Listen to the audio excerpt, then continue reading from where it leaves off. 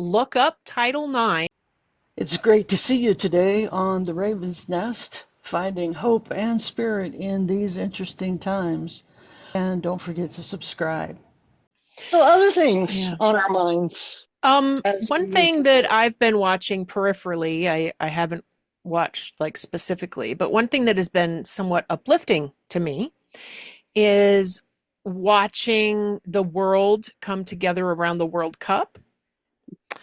Soccer, football is definitely the world sport. I actually am proud to say that I am the first generation of girl children to be able to get the benefit of Title IX. And I've Hmm. been shocked, actually, how many younger people, younger women don't know what Title IX was. So, and these are even girls who play sports. So I would Right. say look up Title IX sports girls Hmm. because I was the first in like second, third grade. My dad got Hmm. me into little kid soccer. Yeah. And I was a Mighty Mouse. That was our team's name. And I was been thinking about this lately. And and that only happened because a mother of a girl who wanted to play, the mother who knew nothing of soccer, taught herself enough to like do it. And we just kind of ran around and kicked a ball. But being able to have access to sport, especially soccer, that young really changed me. And I was shy and very big for a girl.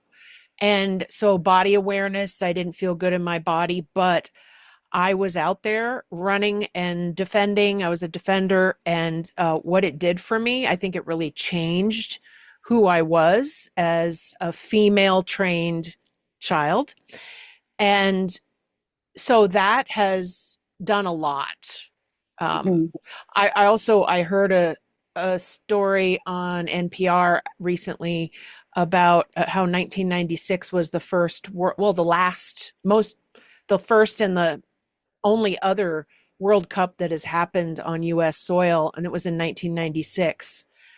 And they had a woman player on who was in that tournament, Hmm. and as a young player.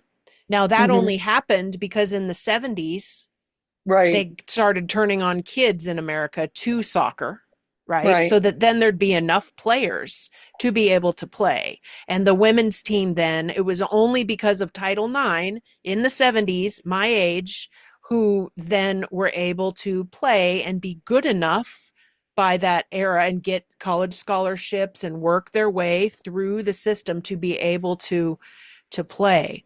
And I think with what we talked about just before this about the state of this nation at 250, um to have, I remember in the winter when the monks were walking for peace, they Hmm. never overtly brought up politics. They were walking, Right.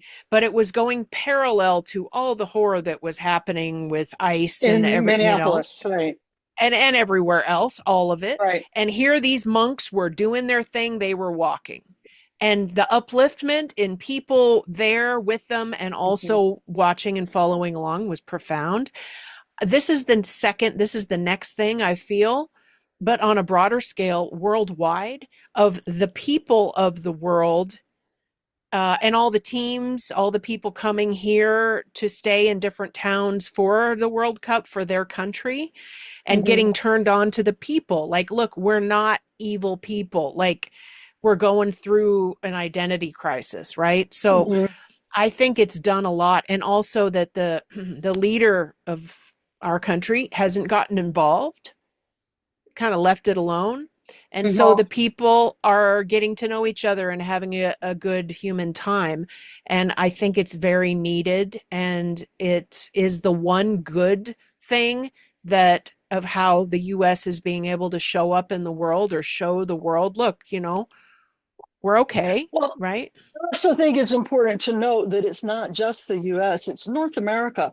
So Mm-hmm. Mexico and Canada are also hosting Yeah, games, true. and And the turnout at the Mexico games has been phenomenal.